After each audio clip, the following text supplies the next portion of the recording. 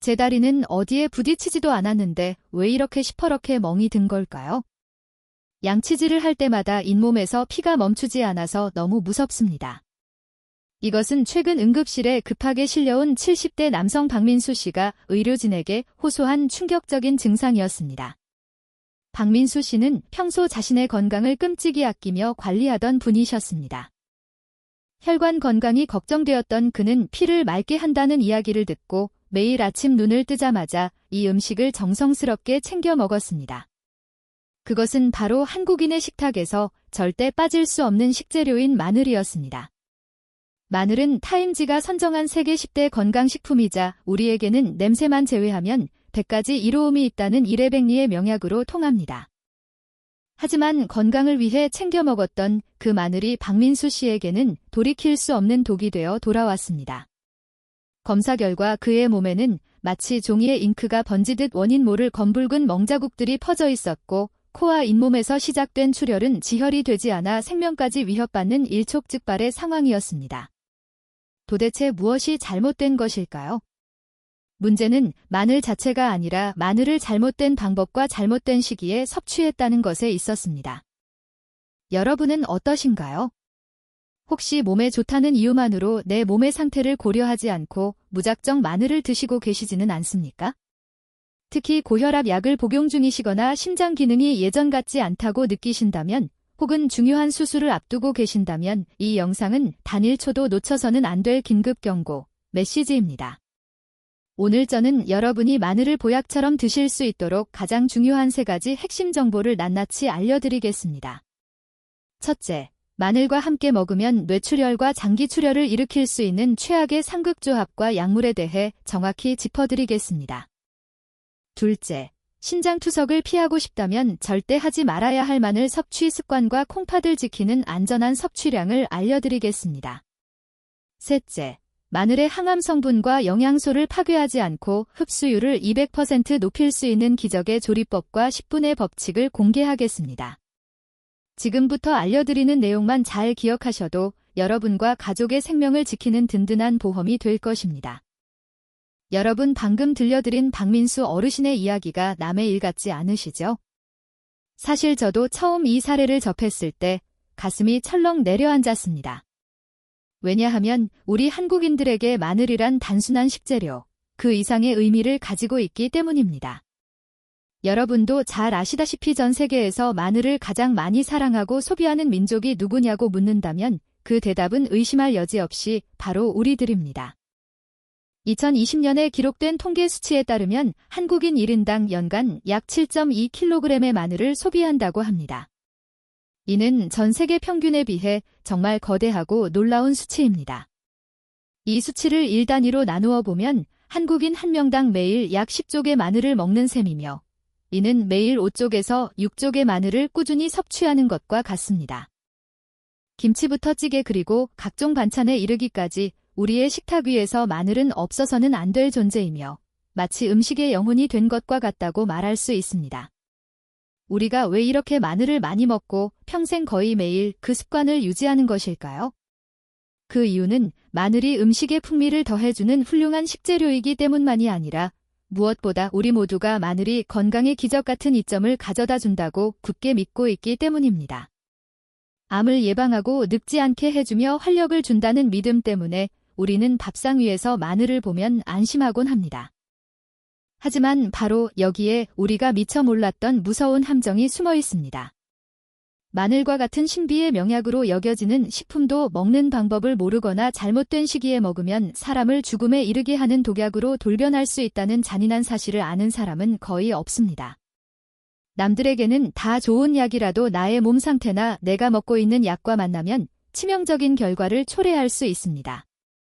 특히 고령자이시거나 집안의 어르신들, 더 구체적으로는 혈압약이나 항응고제를 복용 중인 분들, 신장 기능이 떨어진 분들, 혹은 수술대에 오를 준비를 하고 계신 분들에게 마늘을 함부로 먹는 것은 절대적인 금기사항이 될 수 있습니다. 앞서 말씀드린 박민수 어르신도 자신의 건강을 소홀히 했던 분이 절대 아니었습니다. 오히려 자신의 건강을 끔찍이 아끼고 관리하는 전형적인 우리네 아버지 세대를 대표하는 분이셨습니다. 고혈압을 앓고 계셔서 시간을 맞춰 혈압약을 복용하셨고 혈액순환이 좋지 않아 의사가 처방해준 항응고제도 꾸준히 드셨습니다. 그분은 의사의 지시를 따르는 것이 자신의 생명을 지키는 최선의 방법이라고 믿으셨습니다. 그렇게 성실하게 건강을 관리하던 분이 왜 갑자기 응급실에서 사경을 헤매게 되었는지 그 구체적인 내막을 알게 되신다면 여러분은 아마 큰 충격을 받으실 겁니다. 본격적인 원인 분석과 해결책을 말씀드리기에 앞서 지금 전해드리는 이 정보가 여러분과 가족의 건강을 지키는 데 도움이 된다면 지금 바로 아래에 있는 구독 버튼을 한 번씩 꾹 눌러주세요. 여러분의 작은 관심이 제가 더 좋은 건강 정보를 만드는데 정말 큰 힘이 됩니다. 자, 이제 박민수 씨가 겪었던 비극의 시작점으로 돌아가서 우리가 무심코 저지르고 있는 실수가 무엇인지 정확하게 짚어보겠습니다. 자, 이제 시간을 거슬러 올라가 서울에 거주하는 70세 남성 박민수 어르신에게 닥쳤던 위험천만했던 3개월간의 기록을 아주 면밀하게 들여다보겠습니다. 이 이야기는 건강을 자신하는 우리 모두가 언제든 겪을 수 있는 예고된 재난일 수도 있습니다. 박민수 씨는 평소 동네에서도 소문난 건강 박사로 통했습니다. 은퇴 후 매일 공원을 걷고 식단 관리를 철저히 하는 것이 그의 일상이었습니다. 그는 10년 전 건강검진에서 고혈압 진단을 받아 혈압약을 복용하고 있었고 최근에는 혈액순환이 원활하지 않아 담당 의사의 처방에 따라 혈전 예방제인 아스피린 계열의 약물도 함께 복용 중인 모범적인 환자였습니다. 그러던 어느 날 오후 거실 소파에 앉아 텔레비전을 보던 박민수 씨의 눈이 번쩍 뜨이는 순간이 찾아왔습니다. 평소 그가 즐겨보던 건강정보 프로그램에서 마늘이 혈관 청소부라는 주제로 방송을 하고 있었기 때문입니다. 전문가들은 마늘이 피를 맑게 하고 혈압을 자연적으로 조절해주는 기적의 식품이라고 극찬했습니다. 그 방송을 보는 순간 박민수 씨는 한 가지 생각을 하게 되었습니다. 병원 약도 먹고 있지만 천연식품인 마늘을 함께 먹으면 내 혈관이 2배로 더 깨끗해지고 튼튼해지지 않을까 하는 생각이었습니다. 그는 장기적으로는 화학성분인 병원약을 줄여보겠다는 야심찬 계획을 세우고 그날부터 매일 아침 공복에 생마늘을 갈아 진한즙으로 마시는 새로운 습관을 시작했습니다. 처음 생마늘즙을 마셨을 때는 혀가 아리고 위장이 타들어가는 듯한 강한 속쓰림을 느꼈습니다. 하지만 그는 그것을 약효가 몸에 퍼지는 명현반응이라고 굳게 믿었습니다. 한국인이라면 의뢰 쓴 약이 몸에 좋은 법이라고 생각하기 마련이니까요. 그는 꾹 참고 3개월 동안 하루도 빠짐없이 고농도의 마늘즙을 섭취했습니다. 그렇게 한 달이 지났을 때 그는 피로감이 줄어든 것 같은 기분을 느끼며 자신의 선택이 옳았다고 확신했습니다. 하지만 이것은 폭풍전야의 고요함이자 몸이 보내는 마지막 침묵이었습니다. 섭취 2달째로 접어들면서 그의 몸 내부에서는 보이지 않는 균열이 시작되고 있었습니다. 가장 먼저 나타난 신호는 아침 양치질 시간이었습니다. 평소와 똑같이 칫솔질을 하는데 하얀 치약 거품 속에 분홍빛 피가 섞여 나오기 시작했습니다. 처음에는 잇몸이 좀 부었나 보다 하고 대수롭지 않게 넘겼습니다. 하지만 하루가 다르게 거품의 색깔은 점점 더 붉고 진해졌고 입 안에서는 늘 비릿한 쇠마디 맴돌았습니다. 그리고 운명의 3번째 달, 결정적인 사건이 터졌습니다. 어느 날 아침 세수를 하던 중 코에서 뜨거운 액체가 주르륵 흘러내렸습니다. 무심코 닦아보니 선홍색 코피였습니다. 평소 같으면 5분도 안 되어 멈췄을 피가 10분이 지나고 20분이 지나도 멈추지 않고 콸콸 쏟아졌습니다. 휴지는 금세 피로 붉게 물들었고 그는 덜컥 겁이 나기 시작했습니다. 공포에 질려 거울을 본 그는 옷을 갈아입다가 자신의 허벅지와 종아리를 보고 소스라치게 놀라고 말았습니다. 어디에 부딪힌 기억이 전혀 없는데도 다리 곳곳에 시퍼런 멍자국들이 흉측하게 퍼져 있었습니다. 그 멍자국들은 일반적인 타박상과는 달랐습니다. 마치 피부 안쪽에서 모세혈관이 터져 검은 잉크가 번진 것처럼 넓고 불규칙한 모양을 하고 있었습니다. 그것은 단순한 멍이 아니라 그의 온몸에서 혈액이 새어나오고 있다는 위험한 신호였습니다. 상황의 심각성을 직감한 가족들은 그를 즉시 대학병원 응급실로 이송했습니다. 검사 결과 의료진은 박민수 씨의 혈액 응고 수치가 정상인보다 위험할 정도로 낮아져 있다는 사실을 발견했습니다. 이는 작은 충격에도 뇌출혈이나 장기인의 과다출혈로 이어질 수 있는 일촉즉발의 상태였습니다.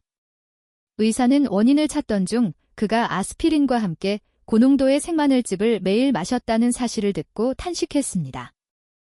의사는 이것을 불난집에 기름을 붓는 행위라고 표현했습니다. 의료진의 설명은 충격적이었습니다. 박민수 씨가 복용 중이던 아스피린은 피를 묽게 하여 혈관이 막히지 않게 돕는 약입니다. 그런데 마늘 속의 알리신 성분 또한 혈소판이 엉겨붙는 것을 막아 피를 묽게 만드는 강력한 작용을 합니다. 이미 약물로 인해 피가 묽어진 상태에서 매일 고농도의 마늘즙이 들어가니 혈액 내에서는 출혈을 막는 브레이크 기능이 완전히 마비되어 버린 것입니다. 혈관을 깨끗하게 하려던 노력이 오히려 혈관벽을 허물어뜨려 스스로를 피 흘리게 만든 것입니다. 다행히 박민수 씨는 즉시 마늘 섭취를 중단하고 지혈 치료를 받아 위기를 넘길 수 있었습니다. 퇴원하던 날 의사는 그에게 신신당부했습니다. 어르신 마늘은 좋은 음식이지만 약을 드시는 분에게는 독이 될 수 있습니다. 앞으로는 절대 즙으로 드시지 말고 반찬에 양념으로 조금만 넣어 드셔야 합니다. 이 사건을 통해 박민수 씨는 아무리 좋은 음식도 과하면 독이 된다는 사실을 뼈저리게 깨달았습니다. 방금 들으신 박민수 어르신의 사례가 혹시 남의 일처럼 느껴지시나요? 절대 그렇지 않습니다. 이것은 의학적으로 매우 명확하고 누구에게나 일어날 수 있는 과학적인 현상입니다. 도대체 우리가 즐겨 먹는 마늘 속에 어떤 성분이 들어있길래 병원에서 처방받은 약과 만났을 때 이토록 무서운 출혈을 일으키는 것일까요? 지금부터 그 비밀을 아주 이해하기 쉽게 풀어드리겠습니다. 이 원리를 알면 여러분은 평생 약과 음식을 섞어 먹는 실수를 하지 않게 될 것입니다. 마늘의 힘이자 동시에 위험을 만드는 핵심 성분은 바로 알리신이라는 화합물입니다. 여러분이 마늘을 칼로 다지거나 입안에서 씹을 때 톡 쏘는 매운 냄새가 코를 찌르는 것을 경험해 보셨을 겁니다. 그것이 바로 알리신이 방출되는 냄새입니다. 원래 마늘 속에는 알린이라는 성분과 알리나제라는 효소가 분리되어 숨어 있습니다. 그런데 마늘이 으깨지거나 상처를 입으면 이 두 성분이 만나 화학 반응을 일으키며 알리신으로 변신합니다. 이 알리신은 마치 두 얼굴을 가진 야누스와 같습니다. 한쪽은 우리 몸을 살리는 구원의 천사이고 다른 쪽은 조건을 잘못 만나면 파괴의 악마가 됩니다. 평소에 알리신은 우리 몸의 혈관을 확장시켜 혈류가 원활하게 흐르도록 돕습니다. 마치 좁아진 도로를 넓혀주는 교통경찰처럼 혈관을 넓혀 산소와 영양분이 온몸 구석구석 잘 전달되도록 합니다. 또한 강력한 살균 작용으로 나쁜 세균을 죽이고 혈관 벽에 낀 기름때를 녹여주는 고마운 역할을 합니다. 여기까지는 우리가 아는 마늘의 훌륭한 효능이 맞습니다. 하지만 문제는 알리신이 가진 또 다른 능력, 바로 강력한 항혈전 작용에 있습니다. 이해를 돕기 위해 우리 몸의 지혈 시스템을 집을 짓는 공사장에 비유해 보겠습니다. 우리 몸에 상처가 나거나 혈관에 미세한 실금이 가면 혈액 속에 있는 혈소판이라는 일꾼들이 즉시 그곳으로 달려옵니다. 이 혈소판들은 마치 벽돌처럼 서로 엉겨붙고 굳어져서 피가 밖으로 새지 않도록 단단한 벽을 쌓습니다. 이 과정을 의학적으로 혈소판 응집이라고 합니다. 이 벽이 잘 만들어져야 우리는 피를 흘려도 금방 지혈이 되고 생명을 안전하게 유지할 수 있습니다. 그런데 고혈압이나 심장질환, 뇌졸중 위험이 있는 분들이 드시는 아스피린이나 와파린, 클로피도그렐 같은 약물들은 이 공사장의 일꾼들이 서로 손을 잡지 못하게 강제로 떼어놓는 역할을 합니다. 피가 떡지거나 굳어서 혈관을 막는 뇌경색이나 심근경색 같은 사고를 예방하기 위해 인위적으로 피를 묽게 만드는 것입니다. 이미 약물 때문에 혈소판 일꾼들이 힘을 못 쓰고 뿔뿔이 흩어져 있는 상태인데 여기에 고농도의 마늘즙이 들어가면 어떤 일이 벌어질까요? 마늘 속의 알리신 또한 혈소판이 뭉치는 것을 강력하게 방해하는 성질이 있습니다. 약물이 일꾼들의 한쪽 팔을 묶었다면 마늘은 나머지 한쪽 팔마저 묶어버리는 셈입니다. 결국 우리 몸의 방어 시스템인 지혈작용이 완전히 무력화됩니다. 이것을 의학적 용어로 약물 쌍호작용의 상승 효과라고 합니다. 특히 더욱 위험한 것은 우리가 마늘을 먹는 방식과 양입니다. 한국인은 마늘을 단순히 향신료로만 쓰지 않습니다. 흑마늘이나 마늘, 진액마늘환처럼 고도로 농축된 제품을 건강기능식품으로 섭취하는 경우가 많습니다. 찌개나 김치에 들어가는 다진 마늘 한 스푼 정도는 약물과 큰 충돌을 일으키지 않을 수 있습니다. 하지만 마늘즙 한 팩에는 보통 생마늘 수십 쪽에서 많게는 50쪽 분량의 성분이 농축되어 들어갑니다. 이것은 식품의 영역을 넘어선 약물 수준의 고용량입니다. 매일 아침 약과 함께 이런 농축액을 마시는 것은 사실상 나는 오늘부터 지혈 기능을 포기하겠다고 선언하는 것과 다름없습니다. 지금 바로 여러분의 약봉투를 확인해 보십시오. 혹시 아스피린, 와파린, 헤파린, 플라빅스 같은 이름의 약이 들어있지는 않습니까? 혹은 의사로부터 피를 물게 하는 약이니 다치지 않게 조심하세요라는 말을 들은 적이 있으십니까? 만약 그렇다면 여러분은 마늘을 대할 때 매우 신중해야 합니다. 건강해지기 위해 먹은 음식이 오히려 혈관을 터뜨리는 흉기가 되어서는 안 됩니다. 내 몸에서 보내는 위험 신호를 놓치지 마십시오. 잇몸에서 피가 자주 나거나 양치할 때 비릿한 피막이 느껴지거나 피부에 붉은 반점이 생기거나 대변 색깔이 짜장면처럼 검게 나온다면 이것은 이미 여러분의 위장이나 장기, 내부에서 출혈이 진행되고 있다는 위급한 신호일 수 있습니다. 이럴 때는 즉시 마늘 섭취를 중단하고 병원을 찾아야 합니다. 하지만 마늘이 주는 공포는 여기서 끝이 아닙니다. 혈액의 문제를 넘어서 우리 몸의 정수기라고 불리는 콩팥, 즉 신장에도 마늘은 치명적인 독이 될 수 있습니다. 특히 신장 기능이 조금이라도 떨어진 분들에게 마늘 속의 특정 성분은 신장을 멈추게 할 수도 있는 시한폭탄과 같습니다. 혈액순환만 신경 쓰느라 미처 몰랐던 신장에 대한 위협은 과연 무엇일까요? 다음 부분에서는 신장 건강과 마늘의 관계에 대해 우리가 몰랐던 충격적인 사실을 파헤쳐 보겠습니다. 방금 전까지 우리는 마늘이 혈액 속에서 어떻게 작용하여 지혈을 방해하고 출혈을 일으키는지에 대해 살펴보았습니다. 피가 멈추지 않는다는 것은 눈에 보이는 공포이기에 우리가 금방 알아차리고 대처할 수 있습니다. 하지만 지금부터 제가 말씀드릴 내용은 눈에 보이지 않아서 더 무섭고 아무런 예고 없이 찾아와서 더욱 치명적인 이야기입니다. 바로 우리 몸의 정수기이자 생명의 필터라고 불리는 콩팥, 즉 신장에 관한 진실입니다. 많은 분이 마늘은 항암식품이고 면역력을 높여주니 당연히 신장에도 좋을 것이라고 막연하게 생각하십니다. 하지만 우리 몸의 장기 중에서 나이가 들수록 가장 정직하게 늙어가는 장기가 바로 콩팥입니다. 통계적으로 40세 이후가 되면 우리 신장의 여과 기능은 매년 1%씩 자연적으로 감소합니다. 즉, 여러분이 지금 70대라면 여러분의 신장은 젊었을 때에 비해 이미 30%에서 40% 정도 기능이 떨어져 있는 상태라는 뜻입니다. 이것은 병이 아니라 자연스러운 노화 과정입니다. 문제는 이렇게 기능이 떨어진 신장에 고농도의 마늘이 들어갔을 때 발생합니다. 마늘 속에는 칼륨이라는 성분이 들어 있습니다. 건강한 신장은 우리가 음식으로 칼륨을 많이 섭취하더라도 소변을 통해 여분의 칼륨을 아주 똑똑하게 배출해냅니다. 그래서 일반인들은 마늘을 얼마나 먹든 걱정할 필요가 없습니다. 하지만 만성 콩팥병을 앓고 계시거나 투석을 받고 계신 분들 혹은 병원에서 콩팥 수치가 조금 높다는 경고를 들으신 분들의 몸속에서는 전혀 다른 재앙이 벌어집니다. 이분들의 신장은 구멍이 막힌 필터와 같아서 배출되어야 할 칼륨이 밖으로 나가지 못하고 피 속에 그대로 쌓이게 됩니다. 이것을 의학적으로 고칼륨 혈증이라고 부릅니다. 특히 제가 가장 경계하는 것은 한국인 특유의 건강즙 문화입니다.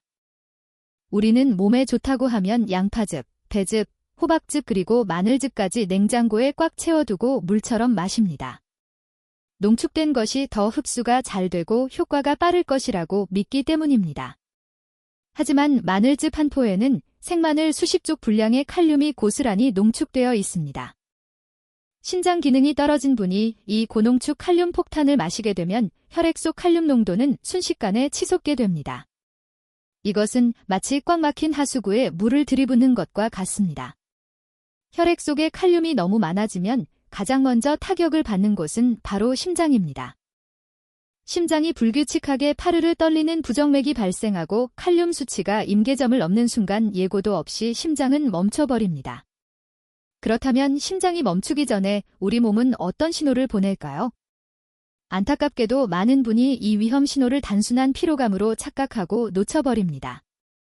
혹시 마늘즙이나 건강식품을 드신 후 입술 주위가 찌릿찌릿하거나 혀가 뻣뻣하게 마비되는 느낌을 받으신 적이 없으십니까? 혹은 손발끝이 저리거나 다리에 힘이 빠져 걷기 힘든 증상이 나타나지는 않으셨나요? 이것이 바로 심장이 멈추기 직전 몸이 보내는 마지막 구조 신호입니다. 이럴 때는 즉시 섭취를 중단하고 응급실로 달려가야 하는데 대부분 내가 요즘 무리했나 보다 하고 잠을 청하다가 변을 당하곤 합니다. 더욱 무서운 것은 심장은 70%에서 심지어 90%가 망가질 때까지도 통증이 없는 침묵의 장기라는 점입니다. 만약 최근에 피검사를 해본 적이 없거나 소변에 거품이 많이 난다거나 아침에 일어나면 눈꺼풀이나 손발이 자주 붓는다면 여러분도 잠재적인 위험군일 수 있습니다. 이런 상태에서 텔레비전 광고만 믿고 천연 소화제라며 마늘즙을 무분별하게 드시는 것은 러시아 룰렛 게임을 하는 것만큼이나 위험한 도박입니다. 그렇다면 심장이 약한 사람은 마늘을 평생 입에도 대지 말아야 할까요? 절대 그렇지 않습니다. 중요한 것은 섭취하는 형태입니다. 칼륨은 물에 잘 녹는 수용성 물질입니다. 따라서 심장이 안 좋은 분들은 생마늘이나 즙보다는 끓는 물에 데치거나 푹 익힌 마늘을 드시는 것이 훨씬 안전합니다. 채소를 데치면 칼륨이 물로 빠져나가듯이 마늘도 익혀서 드시면 칼륨 섭취를 줄일 수 있습니다. 그리고 무엇보다 농축된 진액 형태는 절대적으로 피하셔야 합니다. 이것 하나만 지키셔도 여러분의 콩팥은 훨씬 편안해질 것입니다. 잠시 여기서 여러분께 부탁드리고 싶은 것이 있습니다. 심장 건강은 한 번 잃으면 다시는 되돌릴 수 없는 비가역적인 특성을 가지고 있습니다. 지금 바로 이 영상의 공유 버튼을 눌러서 사랑하는 가족이나 친구들에게 카카오톡으로 보내주세요. 특히 당뇨나 고혈압이 있는 지인이 있다면 이 정보가 그분들의 생명을 구하는 동화줄이 될 수도 있습니다. 그리고 아직 구독을 안 하신 분들이 계신다면 지금 구독 버튼을 한번 꼭 눌러주세요. 앞으로도 생명과 직결된 중요한 건강 정보를 가장 빠르고 정확하게 전달해 드리겠습니다. 이제 마늘이 주는 공포는 혈액과 심장을 넘어 마지막 단계로 향합니다. 바로 수술실에서의 악몽입니다. 혹시 임플란트 시술이나 백내장 수술 혹은 내시경 검사를 앞두고 계신가요? 그렇다면 지금 당장 마늘을 끊으셔야 합니다. 도대체 수술 전 며칠부터 마늘을 끊어야 안전한 것일까요?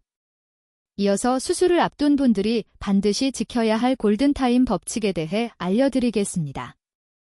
마지막으로 오늘 내용을 가슴 깊이 새기겠다는 의미로 아래 댓글창에 건강 약속 4글자를 남겨주세요. 여러분의 그 작은 다짐이 모여 더 건강한 삶을 만드는 첫걸음이 됩니다. 저는 여러분의 댓글을 하나하나 읽으며 진심으로 응원하겠습니다. 자, 그럼 수술실의 비밀을 밝히러 다음 내용으로 넘어가 보겠습니다. 앞서 우리는 마늘이 혈액과 심장에 미치는 치명적인 영향에 대해 알아보았습니다. 하지만 이 모든 위험이 한꺼번에 폭발하는 가장 긴박한 순간이 있습니다. 바로 여러분이 수술대 위에 누워있을 때입니다. 지금부터 말씀드릴 내용은 단순히 건강관리를 넘어 생존의 문제입니다. 혹시 여러분이나 가족분들 중에 다음 달에 임플란트 시술이 예약되어 있거나 백내장 수술 혹은 건강검진, 위내시경이나 대장내시경을 앞두고 계신 분이 있다면 지금 하던 일을 멈추고 이 내용에 귀를 기울이셔야 합니다. 수술실에서 집도를 하는 외과 의사들이 가장 두려워하는 상황은 무엇일까요? 그것은 수술 도중 환자의 심장이 멈추는 것도 있지만 그보다 더 빈번하고 당혹스러운 상황은 바로 피가 멈추지 않는 것입니다. 의사가 환부의 절개를 시작했는데 피가 솟구쳐 시야를 가리고 지혈을 해도 계속해서 피가 배어 나온다면 수술 시간은 예상보다 2배, 3배 길어질 수밖에 없습니다. 수술 시간이 길어진다는 것은 마취 시간이 늘어나는 것을 의미하며 이는 고령의 환자에게 폐렴이나 합병증 위험을 급격히 높이는 결과를 초래합니다. 그런데 놀랍게도 이런 위험천만한 상황을 만드는 주범이 환자가 수술 전날까지 몸보신을 하겠다며 챙겨 먹은 마늘즙인 경우가 상당히 많습니다. 많은 분이 이렇게 반문하십니다. 선생님, 저는 암수술 같은 큰 수술을 하는 게 아니라 그저 치과에서 임플란트 하나 심는 건데요. 혹은 내시경으로 작은 용종 하나 떼어내는 건데 괜찮지 않을까요? 라고 말입니다. 이것은 정말 위험한 착각입니다. 우리 몸의 혈관은 모두 연결되어 있습니다. 특히 치과 시술은 출혈이 발생하면 피가 기도를 막을 수도 있는 예민한 부위입니다. 내시경 용종 제거술 또한 장기 내부의 살점을 떼어내는 것이기에 확실한 지혈이 되지 않으면 집에 돌아가서 장내 출혈로 다시 응급실로 실려올 수 있습니다. 크든 작든 칼을 대는 모든 시술 앞에서는 반드시 지켜야 할 철칙이 있습니다. 그래서 의사들은 환자들에게 14일의 법칙을 강조합니다. 이것은 수술 예정일로부터 최소 14일 전, 즉 2주 전부터는 마늘을 포함한 모든 혈행 개선 건강식품을 끊어야 한다는 골든타임입니다. 왜 하필 14일일까요? 우리 몸에서 지혈을 담당하는 혈소판의 수명이 약 7일에서 10일 정도이기 때문입니다. 여러분이 오늘 마늘즙을 마셔 혈소판 기능이 약해졌다면 그 혈소판이 죽고 새롭고 건강한 혈소판이 생성되어 정상적인 지혈 기능을 회복하기까지 최소 일주일에서 열흘 이상의 시간이 필요합니다. 안전하게 넉넉 잡아 2주일의 시간을 두는 것입니다. 이 기간에는 마늘즙은 물론이고 양파즙, 은행잎, 추출물, 오메가3, 그리고 한국인들이 사랑하는 홍삼까지도 잠시 중단하셔야 합니다. 이것들은 모두 피를 묽게 만들어 수술장에서 의사를 땀 흘리게 만드는 요조의 리스트입니다. 만약 깜빡하고 수술 전날까지 마늘을 드셨다면 어떻게 해야 할까요? 수술 당일이라도 의사에게 솔직하게 고백하셔야 합니다. 선생님, 제가 깜빡하고 마늘 진액을 먹었습니다. 라고 말하는 용기가 여러분을 수술 부작용으로부터 지켜줍니다. 의사는 그 말을 듣고 출혈 경향을 다시 체크하거나 필요하다면 수술 날짜를 미루는 현명한 판단을 내릴 수 있습니다. 혼나지 않을까 걱정해서 숨기거나 대수롭지 않게 여기는 순간 호미로 막을 것을 가래로도 못 막는 상황이 올 수 있습니다. 수술을 앞두고 몸이 허약해질까봐 걱정되어 보양식을 찾으시는 마음은 충분히 이해합니다.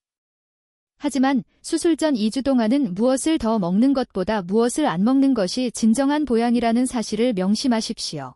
비워야 채울 수 있다는 말처럼 수술 전에는 몸을 깨끗하게 비우는 것이 최고의 준비입니다. 자, 그렇다면 이제 우리는 마늘을 영원히 피해야만 하는 걸까요? 아닙니다. 마늘은 여전히 우리 식탁의 보물입니다. 이제부터는 이 위험한 마늘을 어떻게 요리해야 독은 빼고 약성만 남길 수 있는지 그 기적의 조리법과 섭취 공식을 공개하겠습니다. 이 방법만 알면 여러분은 부작용 걱정 없이 마늘의 효능을 200% 누리실 수 있습니다. 앞서 우리는 수술실과 응급실을 오가는 무거운 이야기들을 나누었습니다.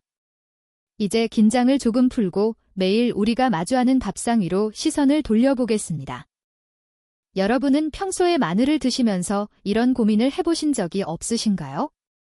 마늘을 먹고 우유를 마시면 속이 뒤집힌다는 말이 있던데 진짜일까? 혹은 마늘과 달걀을 같이 먹으면 독이 생긴다는 소문이 사실일까 하는 의문들 말입니다. 인터넷과 유튜브에는 근거 없는 괴담들이 넘쳐나서 우리를 혼란스럽게 만듭니다. 오늘 제가 그 엉킨 실타래를 속 시원하게 풀어드리고 마늘과 최고의 궁합을 자랑하는 짝꿍 음식까지 확실하게 정해드리겠습니다. 가장 먼저 짚고 넘어가야 할 것은 한국인이 식사 후에 습관처럼 마시는 커피입니다. 점심에 마늘이 듬뿍 들어간 찌개나 제육볶음을 드시고 입가심으로 아이스 아메리카노 한 잔을 드시는 분들이 정말 많습니다. 결론부터 말씀드리면 이것은 내 위장에 염산을 붓는 것과 같은 최악의 행동입니다. 마늘의 매운맛을 내는 알리신 성분은 그 자체로 위점막을 강력하게 자극합니다. 그런데 여기에 카페인이 들어가면 위산 분비가 폭발적으로 늘어나게 됩니다. 이미 마늘 때문에 예민해진 위벽을 과도하게 분비된 위산이 공격하면서 위염이나 위궤양을 유발하는 지름길이 됩니다. 그래서 마늘을 많이 드신 날에는 최소 2시간 동안은 커피를 참으시는 것이 위장을 지키는 길입니다. 그렇다면 마늘을 먹고 속이 쓰릴 때 우유를 마시는 것은 어떨까요? 한간에는 우유의 단백질과 마늘이 만나면 덩어리가 져서 소화가 안 된다는 속설이 있습니다. 하지만 이것은 완전히 잘못된 정보입니다. 오히려 우유는 마늘의 구원투수입니다. 우유 속의 풍부한 단백질은 마늘의 매운맛을 내는 알리신과 결합하여 그 독한 냄새를 잡아주는 탈취제 역할을 합니다. 또한 우유의 유지방 성분이 위벽을 부드럽게 감싸주어 마늘의 자극으로부터 위장을 보호해줍니다. 그러니 마늘 요리를 드실 때 우유를 곁들이거나 식후에 우유 한 잔을 드시는 것은 아주 지혜로운 섭취 방법입니다. 다음으로 논란이 많은 조합은 바로 달걀입니다. 마늘과 달걀을 함께 조리하면 영양소가 파괴된다는 소문이 돌기도 했습니다. 하지만 이것 역시 사실 무근입니다. 마늘과 달걀은 서로의 단점을 완벽하게 보완해주는 천생연분입니다. 달걀은 완전 식품이지만 딱 하나 비타민C와 식이섬유가 부족합니다. 마늘이 바로 그 부족한 부분을 채워줍니다. 게다가 마늘의 알리신은 조리 과정에서 달걀의 비린내를 잡아주고 살균작용을 하여 식중독 위험을 낮춰줍니다. 특히 마늘에 들어있는 셀레늄 성분은 달걀의 비타민 E와 만나면 항산화 효과가 배가 되어 노화 방지에 탁월한 시너지를 냅니다. 그러니 앞으로 달걀찜을 하실 때 다진 마늘을 듬뿍 넣으셔도 안심하셔도 됩니다.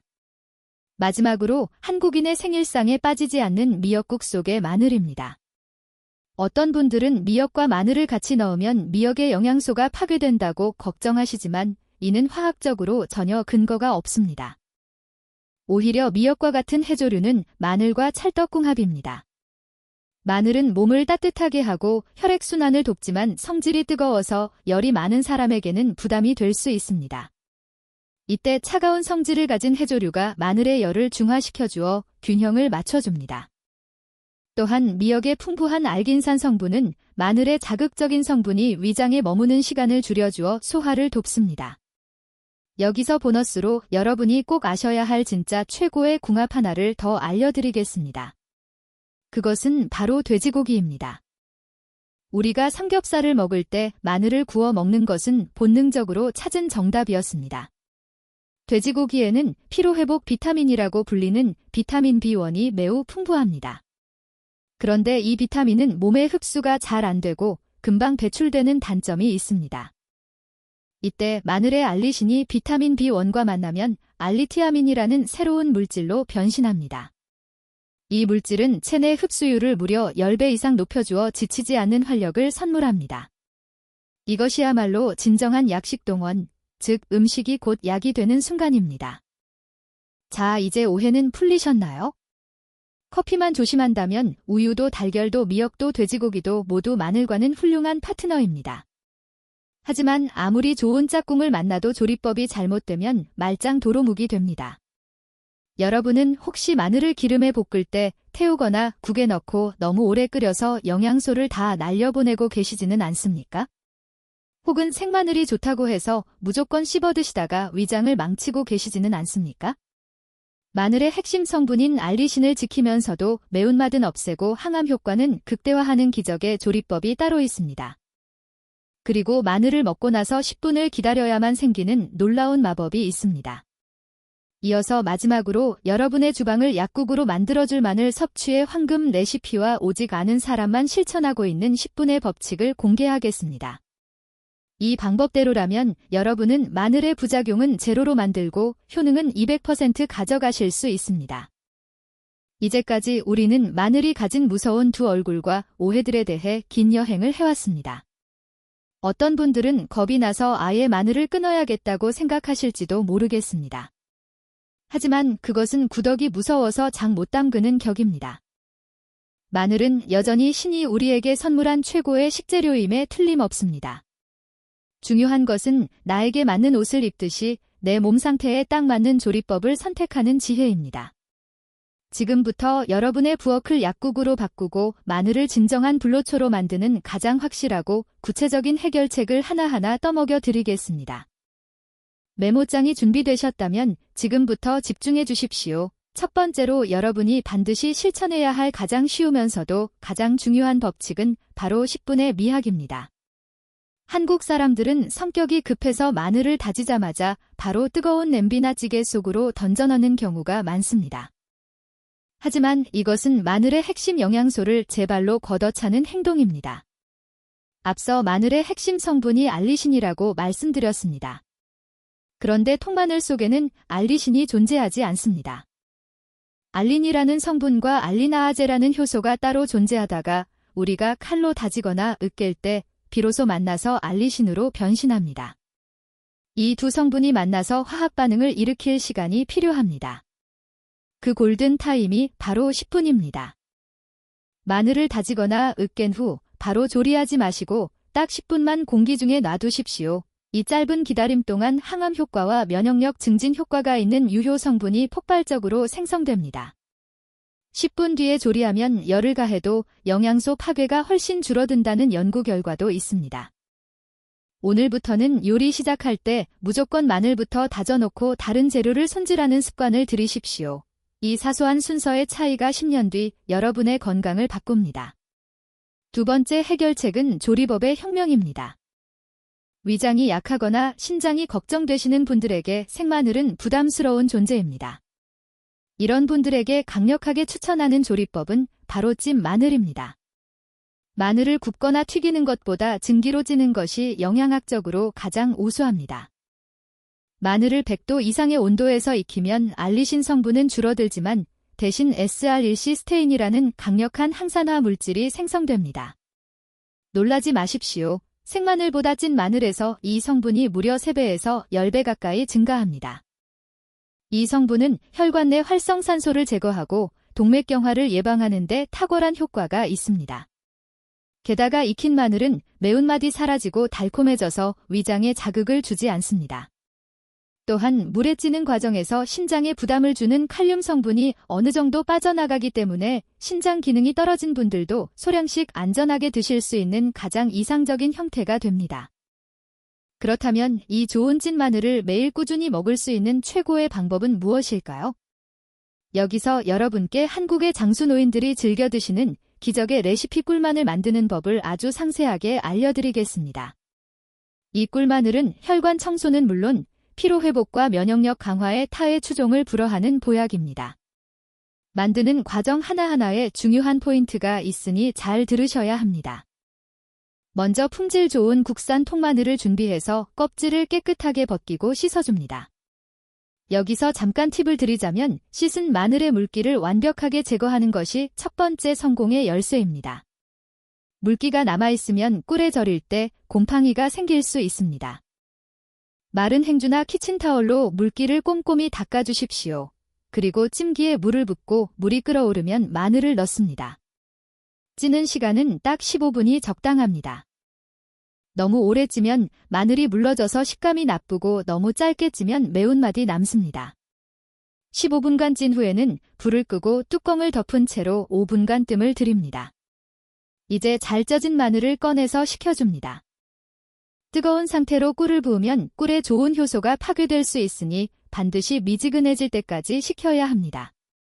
마늘이 식는 동안 보관할 유리병을 열탕 소독해줍니다. 냄비에 찬물과 유리병을 같이 넣고 끓여서 병 내부를 스팀으로 살균한 뒤 물기를 바짝 말려주십시오. 이제 소독된 병에 식힌 찐 마늘을 3분의 2 정도 채워 넣습니다. 그리고 그 위로 꿀을 부어주는데 마늘이 잠길 정도로 찰랑찰랑하게 부어주시면 됩니다. 이때 꿀은 설탕이 들어간 사양벌꿀보다는 자연산, 아카시아 꿀이나 밤꿀을 쓰시는 것이 약효면에서 훨씬 좋습니다. 여기서 많은 분이 놀라서 질문하시는 부분이 있습니다. 선생님, 마늘을 꿀에 절여놨는데 며칠 뒤에 보니까 마늘이 초록색으로 변했어요. 이거 썩은 거 아닌가요? 버려야 하나요? 라는 질문입니다. 결론부터 말씀드리면 절대 버리시면 안 됩니다. 이것은 녹변 현상이라고 하는데 마늘 속의 아미노산과 효소가 꿀의 유기산과 만나서 일어나는 지극히 자연스러운 화학 반응입니다. 마치 사과를 깎아 놓으면 갈색으로 변하는 갈변 현상과 같은 원리입니다. 초록색으로 변해도 영양성분이나 맛에는 전혀 문제가 없으며 독성이 생긴 것도 아니니 안심하고 드셔도 됩니다. 이렇게 만든 꿀마늘은 뚜껑을 닫고 실온에서 하루 정도 숙성시킨 뒤 냉장고에 넣어 일주일에서 2주일 정도 더 숙성시킵니다.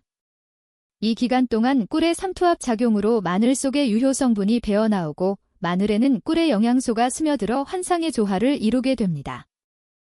완성된 꿀마늘은 젤리처럼 쫀득하고 밤처럼 고소하며 달콤합니다. 섭취량은 하루에 3쪽에서 5쪽 정도가 적당합니다. 아침 공복에 따뜻한 물 한 잔과 함께 꿀마늘 3쪽을 드셔보십시오. 위장이 쓰리지도 않으면서 온몸에 온기가 돌고 활력이 생기는 것을 즉시 느끼실 수 있을 것입니다. 만약 꿀마늘을 만들 시간이 없거나 당뇨 때문에 꿀이 부담스러운 분들을 위해 또 하나의 초간단 비법을 알려드리겠습니다. 바로 마늘 기름입니다. 프라이팬에 올리브유를 넉넉히 두르고 편으로 썬 마늘을 약한 불에서 노릇노릇해질 때까지 천천히 볶아주십시오. 이렇게 만든 마늘 기름을 병에 담아두고 샐러드 드레싱으로 쓰거나 나물을 무칠 때 참기름 대신 사용해 보십시오. 지용성인 마늘의 유효 성분이 기름에 녹아나와 체내 흡수율이 높아지고 고소한 풍미가 입맛을 돋아줍니다. 세 번째 해결책은 버려지는 것에 대한 재발견입니다. 여러분은 요리하실 때 마늘 껍질을 어떻게 하시나요? 아마 100% 쓰레기통으로 버리실 겁니다. 하지만 오늘부터는 절대 버리지 마십시오. 마늘 껍질에는 알맹이보다 식이섬유가 4배, 폴리페놀이 7배나 더 많이 들어 있습니다. 특히 암세포의 증식을 억제하는 효과가 탁월하다는 연구 결과가 쏟아져 나오고 있습니다. 깨끗이 씻은 마늘 껍질을 말려두었다가 프라이팬에 기름 없이 살짝 삶아주십시오. 그리고 물을 끓일 때 이 껍질을 한 줌 넣고 보리차처럼 끓여 드시면 구수하면서도 항산화 성분이 가득한 최고의 건강차가 됩니다. 또한 수육을 삶거나 육수를 낼 때 양파 껍질과 함께 마늘 껍질을 넣어주면 잡내는 사라지고 영양은 배가 됩니다. 이것이 바로 버릴 것 하나 없는 마늘의 신비입니다. 마지막으로 섭취량에 대한 명확한 기준을 정해드리겠습니다. 아무리 좋은 조리법이라도 과하면 독이 됩니다. 건강한 성인을 기준으로 생마늘은 하루에 2쪽에서 3쪽, 익힌 마늘은 5쪽에서 6쪽이 적당합니다. 하지만 위염이 있거나 위궤양이 있는 분들은 절대 공복에 생마늘을 드시면 안 됩니다. 반드시 식사 도중에 반찬으로 익힌 마늘을 한두 쪽 드시는 것으로 시작해야 합니다. 그리고 앞서 말씀드린 항응고제나 혈압약을 드시는 분들, 그리고 신장 수치가 경계선에 있는 분들은 즙이나 진액 형태는 무조건 피하시고 음식에 들어가는 양념이나 푹 익힌 꿀, 마늘 형태로 하루 한쪽에서 2쪽 정도만 드시는 것이 가장 안전합니다. 내 몸의 소리를 듣는 것이 그 어떤 의사의 처방보다 중요합니다. 먹고 나서 속이 더부룩하거나 가스가 차거나 설사를 한다면 그것은 내 몸이 거부하는 신호이니 즉시 양을 줄이거나 섭취를 중단해야 합니다. 이제 여러분은 마늘을 어떻게 다루어야 하는지 마스터하셨습니다. 마늘은 칼이 아니라 지혜로 다스려야 하는 식재료입니다. 10분의 기다림으로 영양을 깨우고 찌고 숙성시키는 정성으로 독성을 잠재우며 껍질까지 활용하는 알뜰함으로 건강을 채우는 것, 이것이 바로 진정한 한국인의 건강. 밥상입니다. 오늘 저녁 식탁에는 생마늘 대신 가족들을 위해 정성스럽게 찐 마늘을 올려보시는 건 어떨까요? 작은 변화가 가족의 건강한 미래를 만듭니다. 우리는 지금까지 마늘에 대한 공포와 오해, 그리고 진실과 해법까지 긴 여정을 함께 했습니다. 단순히 몸에 좋다는 말만 믿고 무작정 먹던 과거와 작별하고 이제는 내 몸을 이해하고 똑똑하게 먹는 새로운 습관을 시작할 때입니다. 이 영상이 여러분의 식탁 위에 건강한 변화를 가져다주는 소중한 계기가 되기를 진심으로 바랍니다. 이제 마지막으로 박민수 어르신은 그 후 어떻게 되셨을지, 그리고 여러분께 전하고 싶은 마지막 당부는 무엇인지 정리하며 영상을 마무리하겠습니다. 박민수 어르신의 뒷이야기가 많이 궁금하실 겁니다. 다행히 어르신은 퇴원 후 다리의 멍자국과 코피가 완전히 사라지고 예전보다 훨씬 더 건강하고 밝은 모습으로 경로당에 나가고 계십니다. 달라진 점이 하나 있다면 냉장고에 가득했던 마늘즙을 전부 버리고 이제는 며느리가 알려준 조리법대로 밥상 위에서 잘 익힌 마늘 반찬을 딱 3쪽씩만 드신다는 점입니다. 그는 이제 확실히 깨달았습니다.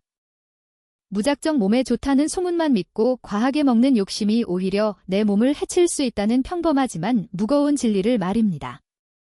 오늘 영상을 끝까지 시청하신 여러분은 이제 마늘 박사가 되셨습니다.